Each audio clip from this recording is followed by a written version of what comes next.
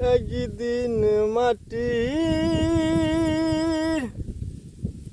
ভিতরে হবে ঘর রে মোনামা, কেন বান্ধু দালান ঘর রে মোনামার, কেন বান্ধু দালান ঘর।